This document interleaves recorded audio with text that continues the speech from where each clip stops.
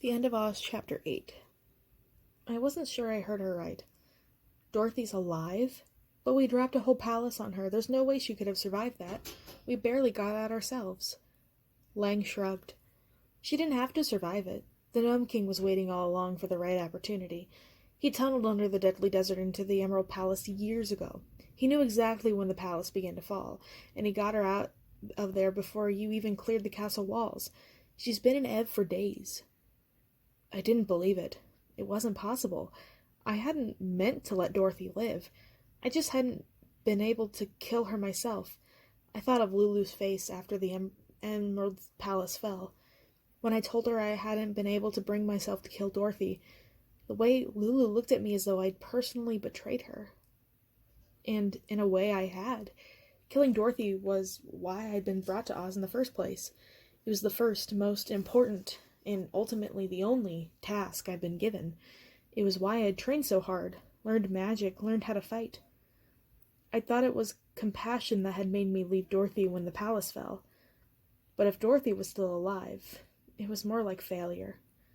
Except the same part of me had known there was a chance Dorothy might survive, which meant that some part of me believed I didn't have to kill her to save Oz. What if that was what Lorraine had meant when she told me to find another way? Was I a failure? Or was I still Oz's only hope? Wait a minute, I said. I thought I was the only one who could kill Dorothy. Isn't that why you brought me to Oz in the first place? I asked Knox. Lang snorted. You're not that special, she said. Dorothy might be from the other place, but she's still human, and you didn't seem to have gotten the job done, so maybe it's time for someone else to take over. I bristled. Just because I knew I'd failed didn't mean I was up for this crazy witch telling me where to go, but before I could snap back at her, Knox interrupted hastily. What's the Gnome King up to? Knox asked. Lang shot him a murderous look, as if she was offended he'd even opened his mouth. There was some seriously bad blood there. And then it hit me. It was so obvious. I didn't know why it took me so long. Lang Wyatter had been in the Order, or at least she knew Knox and Mombi. Had the Road of Yellow Brick dumped us in Ev for the world's most awkward reunion with Knox's ex? I don't know yet, she said coolly. And it's not your problem. I don't know why the road brought you here either, but I have no use for you. You can rest here for a day or two, but after that, go on your own way. We don't know what our way is, Lana Dell, Knox said in frustration. That's not my name anymore, she snapped. It seems kind of obvious, Madison interrupted. Everyone wants to kill this Dorothy chick, right? So let us help you, I finished, seeing exactly where she was headed. Like I said, that's why the Order came to me in the first place. There's no reason for you to fight Dorothy alone. This time both Knox and Lang looked at me in surprise. Dorothy is everybody's problem, I pointed out, and we've been fighting her for a long time without, frankly, a whole lot of success. What makes you think you could take her on your own? Lang frowned. Exactly, she said. You weren't strong enough, so why would I want your help?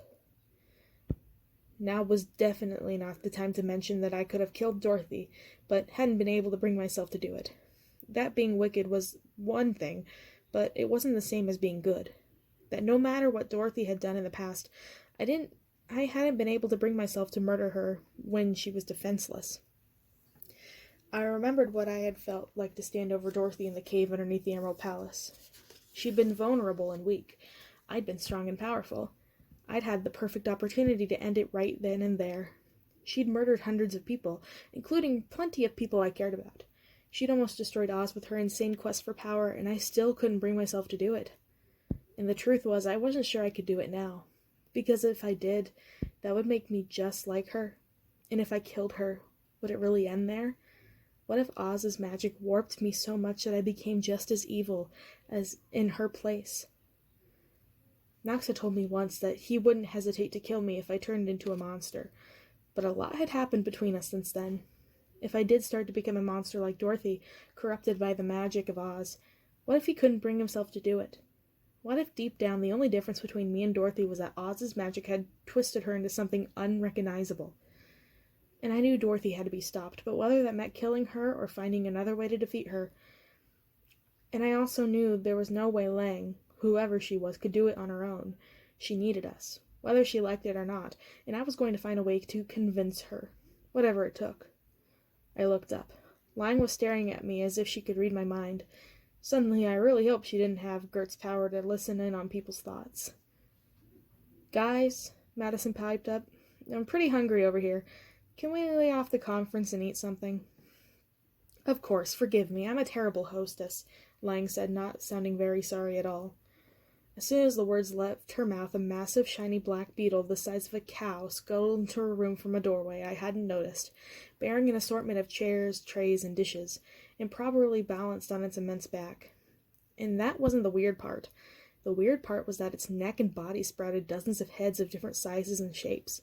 Some of them were almost human, others distinctly insectoid.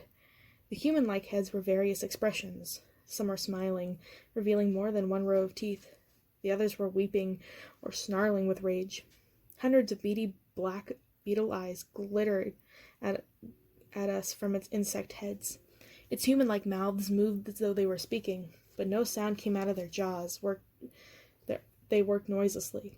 It was definitely up there with the Wheelers in the category of super gross, super creepy creatures that I never ever wanted to see again, let alone stand next to while I set up the table and laid out the dishes with its long, segmented black legs and spikily jointed talons. Madison looked slightly faint. "I don't think it'll hurt us," I said softly, although I wasn't sure if I was trying to reassure Madison or myself. "I'm terrified of bugs," she whispered, like irrational paranoia, get the sweats terrified. "All this time and I never knew," I said with a grin. I couldn't help. A well-placed cockroach at school could have changed everything. "Greta is not a cockroach," Lang snapped, silencing us both immediately. "And she can hear you. Several of her bites are quite poisonous, so I'd watch my mouth around her if I were you." "Sorry," Madison said hastily, but she still flinched as the beetle sat a chair down in front of her. If a many-headed beetle is capable of bowing sarcastically, Greta was definitely doing it. She set down chairs for the rest of us and delivered the dishes to the table in front of the princess, who uncovered them and shoved them toward us. "Eat," she said unceremoniously, "and sit." We sat. I wasn't too excited about the eating part. Whatever Lang was serving us looked a lot like mushrooms. Lots and lots of mushrooms. At least there was water. "It's more than most people get here in a week," Lang said shortly, watching me stare at the unappetizing brown mess. "Of course," I said quickly, helping myself to a spoonful. "I'm sure they're delicious." They weren't. Not even a little bit. But at least they were filling. The three of us chewed in polite silence. "Now that we're all tight and stuff, can I ask about the heads?" Madison asked, swallowing a gluttonous mouthful of mushrooms. Lang raised an eyebrow. "You know, the whole heads-on-sticks thing outside? In your decor? It's a little unsettling, to be honest. Like, way more Vlad the Impaler than Martha Stewart living." "I don't know your Vlad or Martha," Lang said, her tone polite. "There are witches of the other place, presumably, but the heads are decorative, yes." "The stuff out there, these people, are decorative?" "Those heads aren't real," Knox said. "They're a glamour, an illusion, all of this." He gestured at the palace, the mirrors, her indescript clothes. "Is an illusion. A mask. Right?" "That's the point," Lang said with a shrug. "I know what people say about me. That I wear my murdered subjects' faces stitched together over my own. That I swap identities the way other women change clothes. I don't mind the rumors. I'm the one who started most of them. It pays to be unrecognizable. To have no one know for sure what I look like. I could be anywhere or anyone." "So that stuff Knox was saying about you skinning people alive or whatever, that's not actually true?" Madison asked. Lang smiled. "I learned plenty about torture in the Order," she said in a pleasant voice that bellied her words. "Knox can tell you all that, but actually hurting innocent people isn't my style. The rumors let me move around Ev as I please.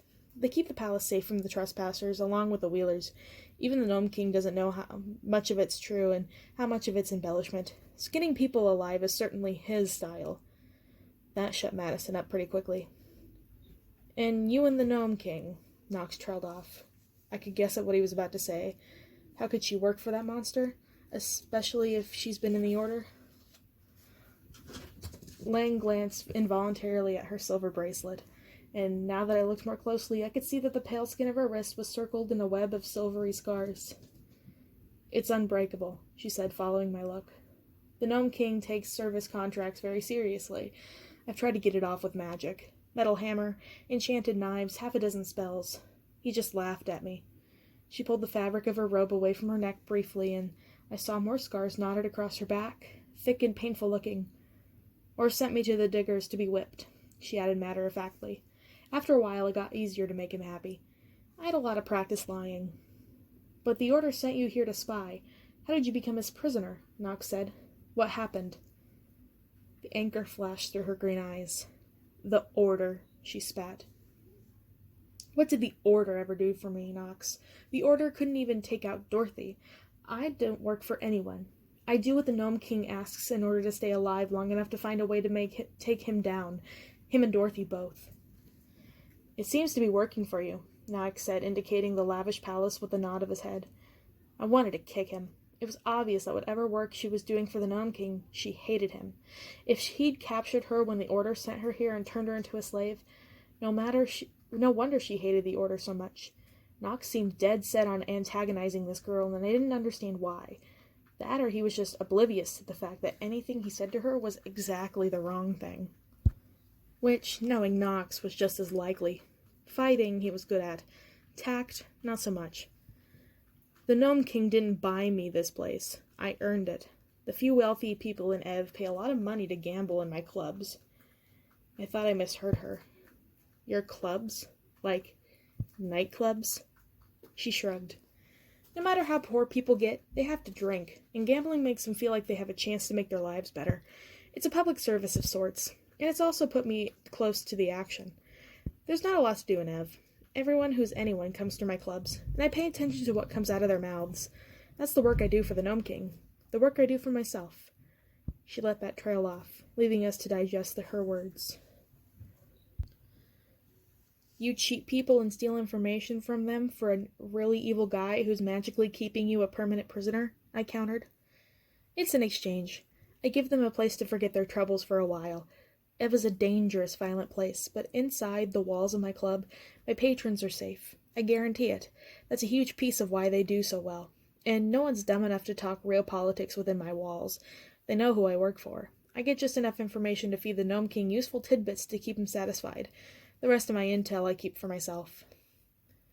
"So you're a mobster," Madison said. She sounded impressed. Lang shrugged. "I prefer the word entrepreneur. I saw an opening and filled it, and in a way my clubs bring people together. Rich and poor alike mingle at the roulette wheels and card tables. I have a dress code, and I don't turn anyone away, unless they misbehave. That used to happen at first. Now that my reputation has spread, people don't misbehave so much anymore." "Most prisoners don't run Vegas like empires. So the Gnome King just lets you have all this?" "The Gnome King likes to think of himself as generous, and gambling provides a healthy distraction for the masses, which benefits him." "Distraction from what? Do they know why the Gnome King rescued Dorothy and brought her to Ev?" Nox asked. Lang shook her head, her clean, glossy hair rippling around her shoulders in a way that made my fingers itch for magic. I could have at least touched up my filthy and ragged dress, smoothed my hair to something resembling cleanliness, a little lip gloss. Wait, who was I? Madison? Nox had seen me covered in blood, dirt, and worse. He'd seen me turn into a literal monster, and he was still around. I was tough, awesome, competent, and good at fighting. It wasn't like she was flirting with my semi-maybe non-boyfriend. If anything, her attitude toward him suggested she despised him.